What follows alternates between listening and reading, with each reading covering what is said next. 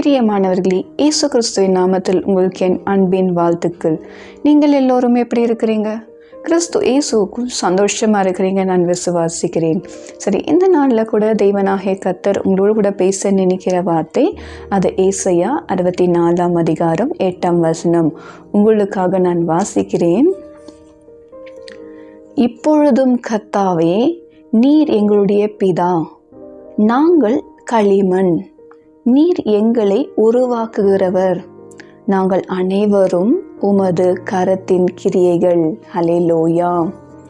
நாம் எல்லாரும் யாரா? அவருடைய கரத்தின் கிரியைகள். ஹல்லேலூயா. நாம் களிமண், நம்மை உருவாக்குகிறவர் நம்முடைய ஆண்டவராகிய இயேசு கிறிஸ்து.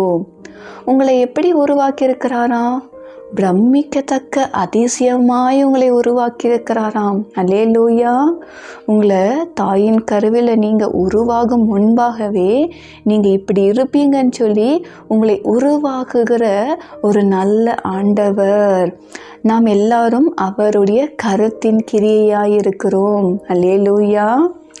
பாருங்க, வேதத்தில் அநேக நேரத்தில் இந்த களிமண்ணானது தன்னை உருவாக்குற அந்த குயவனை பார்த்து கேள்வி கேட்குதுமா. என்ன கேள்வியா? உமக்கு ஞானம் இல்லையா? உங்களுக்கு அக்கறை இல்லையா? ஏன் எங்களை கவனிக்காமல் இருக்கிறீர்? ஏன் எங்களை இப்படி உருவாக்கியிருக்கிறீர்னு சொல்லி அநேக நேரத்தில் இந்த களிமண்ணானது குயவனை நோக்கி கேள்வி கேட்குதான்.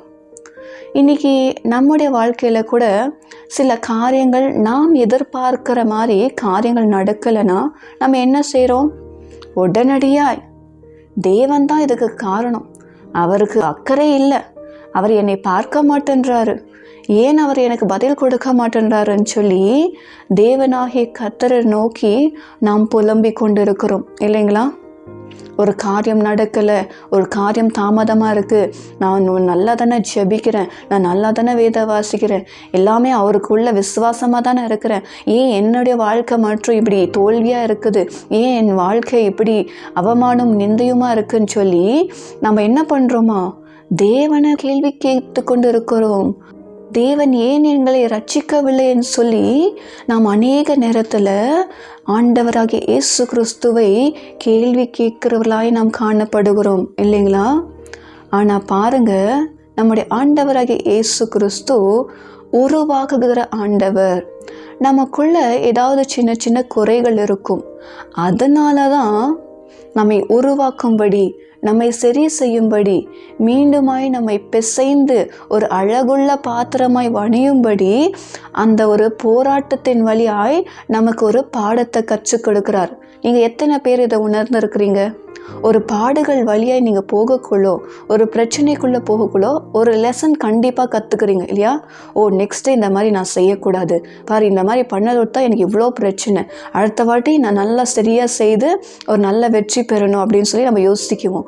அதே மாதிரி தான் நம்முடைய ஆண்டவராகிய இயேசு உங்கள் மேலே மிகுந்த அக்கறை உள்ளவர், உங்களை உருவாக்கியிருக்கிறவர், உங்களை இன்னும் அழகாக உருவாக்கணும், நீங்கள் நல்ல ஒரு சாதனையாளராக இருக்கணும், வெற்றி பெற்றவர்களாக இந்த பூமியில் நீங்கள் வாழணும்னு சொல்லி அநேக நேரத்தில் ஒரு சின்ன சின்ன பிரச்சனைகள், சின்ன சின்ன போராட்டங்களை வழியாக உங்களை கடந்து போக பண்ணி, ஆனால் அவர் உங்களை விட்டு போகலை, உங்கள் கூடவே தான் இருக்கிறாரு. அந்த பிரச்சனை மத்தியில், அந்த பாடுகள் மத்தியில் உங்கள் கூட இருந்து உங்களை உருவாக்கி அழகாய் மெச்சியோடா எக்ஸ்பீரியன்ஸை கொடுத்து நல்லா உருவாக்கி வெற்றி பெற்றவர்களாய் சாதனையானவர்களாய் உங்களை மாற்றும்படி அவருடைய நோக்கமும் திட்டமும் உங்கள் வாழ்க்கையில் பெரிதாக இருக்கிறது. அல்லேலூயா. ஆகையால் நாமும் இந்த மாதிரி பிரச்சனை கண்டு சோர்ந்து போகாதபடிக்கு நாம் அவருடைய கருத்தின் கிரியை, அவர் நம்மை உருவாக்கி கொண்டிருக்கிறார் என்று சொல்லி அந்த பாதையின் வழியாய் நாம் போகக்குள்ளோ கர்த்தர் நமக்கு வெற்றியை கொடுப்பார். நிச்சயமாய் உங்களுக்கு வெற்றி உண்டு, நிச்சயமாய் உங்களுக்கு ஆசீர்வாதம் உண்டு, நிச்சயமாய் நீங்கள் சாதனையாளர்களாய் மாற முடியும். அல்லேலூயா. இனி நமக்குள்ள எந்த காரியம் சரி செய்ய வேண்டுமோ அதை சரி செய்து தொடர்ந்து அந்த பாதையின் வழியாய் தேவன் மேலே உறுதியான விசுவாசத்தோட நம்பிக்கையோடு நாம் போகக்குள்ளோ நம்மை வெற்றி உள்ளவர்களாய் அவர் மாற்றுவார். அல்லேலூயா. இன்றைக்கு ஜெபிக்கலாமா? தகப்பனே, இந்த நாளின் வார்த்தைக்காக உமக்கு நன்றி அப்பா. நீர் எங்களுடைய குயவன், நாங்கள் களிமண். உம் சித்தத்தை போல உடைய பிள்ளைகளை உருவாக்கி கொண்டிருக்கிறீர். உமக்கு நன்றி அப்பா. அவருடைய வாழ்க்கையில் தாமதங்கள், தடைகள், பிரச்சனைகள் காணப்படலாம் அப்பா. ஆனாலும் நீர் அவர்களை ஒரு பெரிய ஆசீர்வாதத்துக்கு நேராய் கடந்து போகும்படி இப்படியாப்பட்ட ஒரு பாடுகள் வழியாய் நீர் கொண்டு போய் கொண்டிருக்கிறீர். அதுக்காக உமக்கு நன்றி செலுத்துகிறோம் அப்பா. உம்முடைய பிள்ளைகள் சீக்கிரம் இதிலிருந்து விடுதலை பெறவும், நீர் கொடுக்கிற பெரிய ஆசீர்வாதங்களை அவர் சுகந்தரிக்கவும் கிருபை பாராட்டுங்க. உம்முடைய நாமம் மகிமைப்படட்டும். இயேசுவின் நாமத்தில் ஜெபிக்கிறோம் ஜீவனுள்ள நல்ல பிதாவே. ஆமென். Praise the Lord. God bless you.